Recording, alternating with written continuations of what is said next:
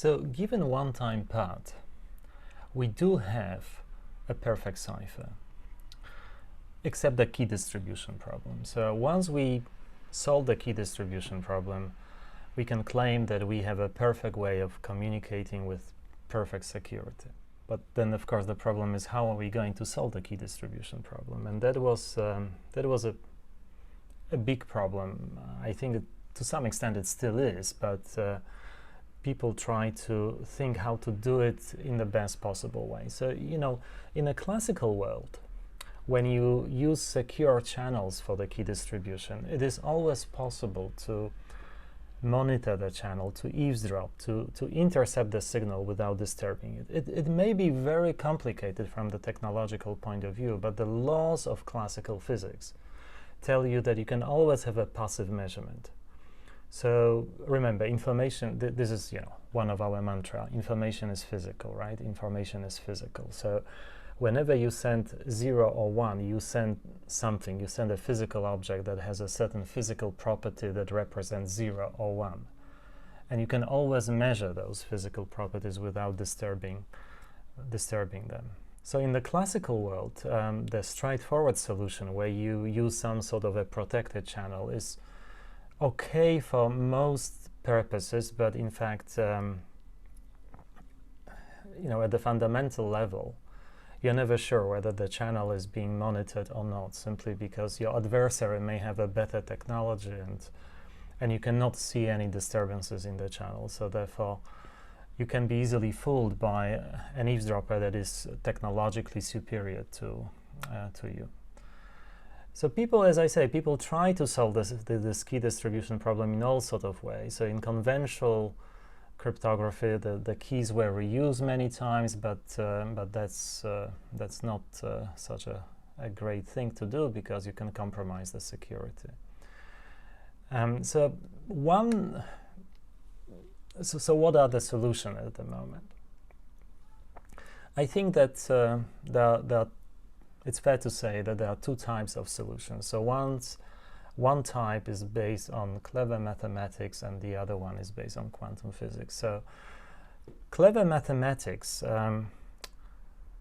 came to the rescue in the following sense, that people managed to come up with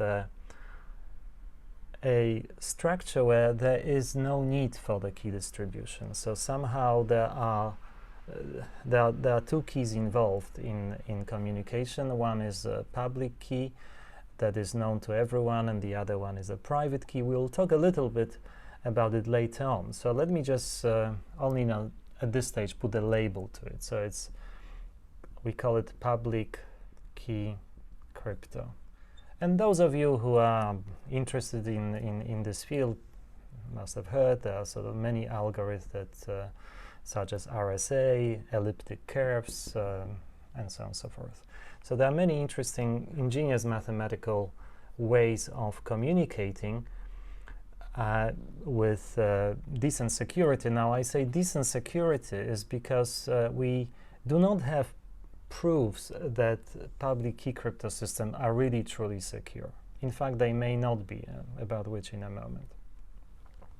The problem with security or proving security of public key crypto system is essentially related to the fact that public key crypto system, the security of public key crypto systems is based on computational complexity.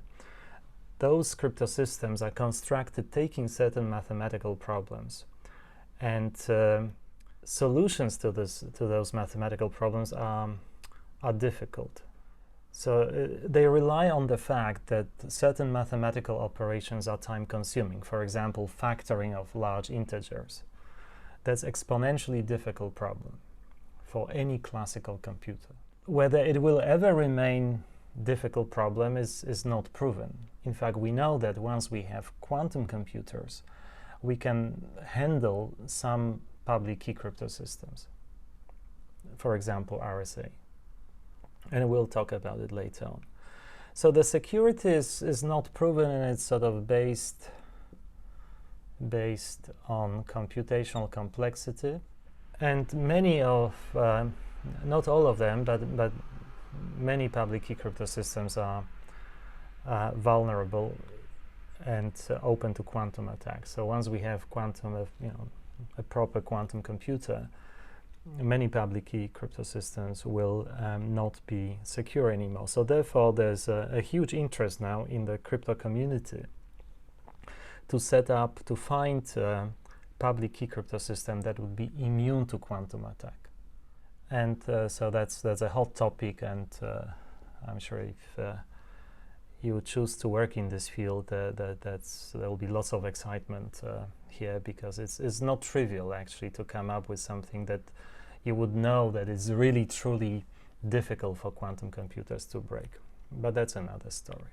So that's a mathematical way. The complexity theory is behind the security of public key crypto systems. And now we go to a quantum solution.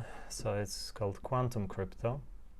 So that's another type of approach to solving the key distribution problem. This sort of came surprisingly from physics, and physicists came with this idea because they thought about quantum key distribution as a physical process, not as a sort of a mathematical thing. And if you use some quantum phenomena, be it, for example, quantum entanglement, or the fact that you can construct quantum states such that any attempt to measure and trying to distinguish between them will just necessarily disturb the system. So that created a possibility to use those quantum phenomena for the purpose of the key distribution. So not only quantum physics guarantees randomness into different locations, but can also be used to certify for the security. So we will be looking how quantum phenomena, now quantum entanglement in particular, can be used for secure quantum key distribution. When we start talking about quantum computation, at some point I will just come back to public key crypto systems, because as I said, the big claim about the power of quantum computers is that they can actually they can break some of the public key crypto systems, and that has a big impact on multi-billion-dollar of secure communication. So therefore, no wonder there's lots of excitement about it.